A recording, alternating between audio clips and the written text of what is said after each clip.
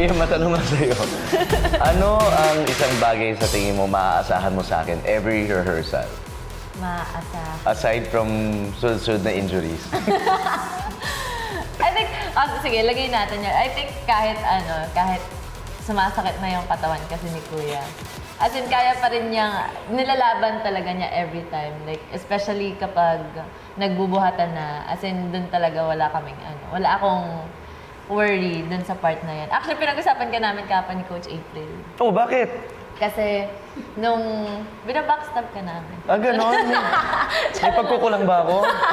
Hindi, kasi every time na nagre-rehearse tayo, parang yung mga buhat ni Kuya Rocco, as in sabi ni Coach April, very stable talaga. So, kaya din dito sa piyesang ito, parang sobrang naging confident siya to put anything na pwedeng ilagay kasi confident siya na kaya ni Kuya Rocco. So, yeah, ayun, na kahit sumasakit na yung katawan and everything, kayang-kaya pa rin.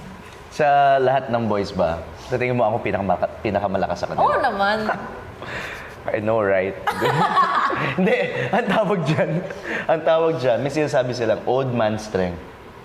Alam mo ba yun? Hindi ba dad strength yun? Oo, kasi nahahasa yung Pansin ko, when I do sparring sa jiu-jitsu or judo, yung kapag may kalaban akong mas may edad sa akin, iba ang lakas ng... totoo. Iba ang lakas. I don't know kung alam niyo to Pero yung may sinasabi silang old man strength.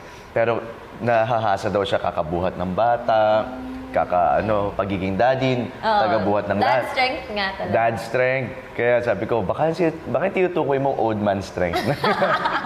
Pero yun siguro, ako kasi nahihiya ako.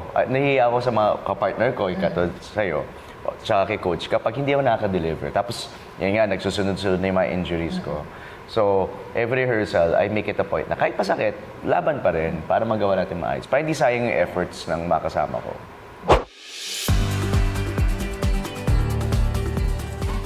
Anong maaasahan mo sa akin every rehearsal? Yung commitment mo. Minsan sobrang aga ka dumating. Tapos, malaking bagay yun. Kasi pag kunyari dumating ako, even if on time ako, tapos andyan ka na, nakikita ko yung commitment mo na nakakatulong sa mindset ko, tsaka sa coach. So, tawag dito, from that pa lang, nakikita mo yung eagerness to learn. Tapos kahit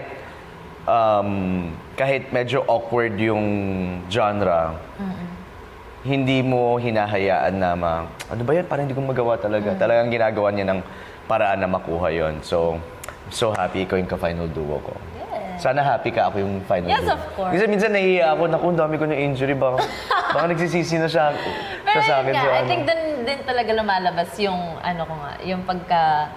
yung concern ko ba. Kasi syempre, final duos na tayo. So hindi ko lang kailangan alagaan yung sarili ko, even yung kapartner ko. So, kaya pila ka na doon. Oo nga eh.